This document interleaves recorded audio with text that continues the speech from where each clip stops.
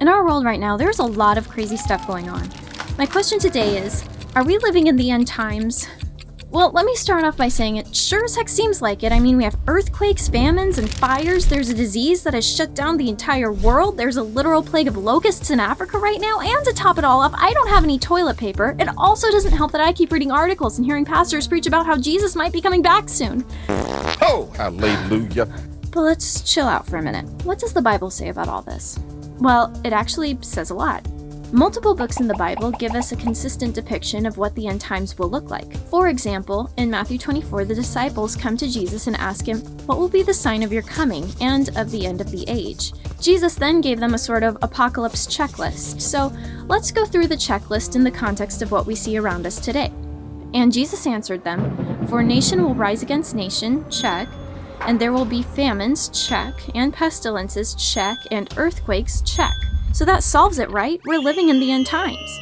Well, hold on a second. Haven't these kinds of things always been happening? In fact, hasn't it been much worse in the past? Like, say the 1910s, where World War I and the Spanish flu were things that actually happened. I guarantee that people back then were freaking out a lot more than we are now about the end of the world. What about the 1940s with World War II, or the 1300s with the freaking Black Plague?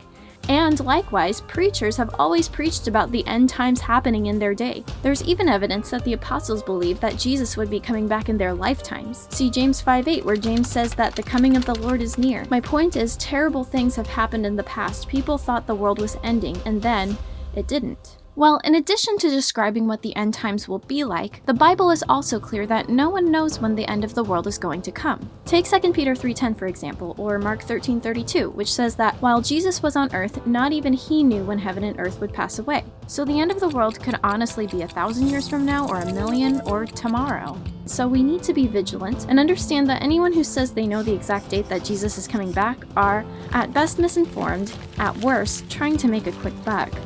So what the heck? What do we do with all this information? Well, I think it's normal for people to believe that they're living in the end times. This is because we want Jesus to come back so badly.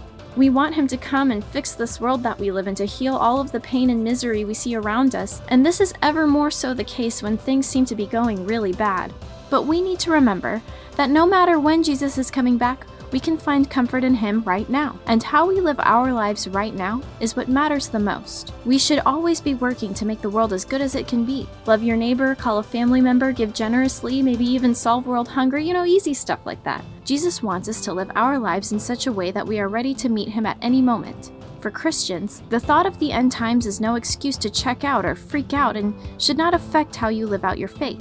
Jesus once told a parable about 10 women who went out to find their man, but it took a long time and half of them gave up. The 5 that didn't give up eventually found the hunk of their dreams. The point is, don't be discouraged, no matter how long it seems like it is taking our hunk, Jesus, to come find us. We should always live in love and faith and take comfort in the love of Christ. As Matthew 28:20 says, Jesus is with us to the end of the age. Even though Jesus hasn't physically come back yet, he is still with us and will be there for us in any times. Good times, bad times, and end times. Thanks for watching this episode of Timeout.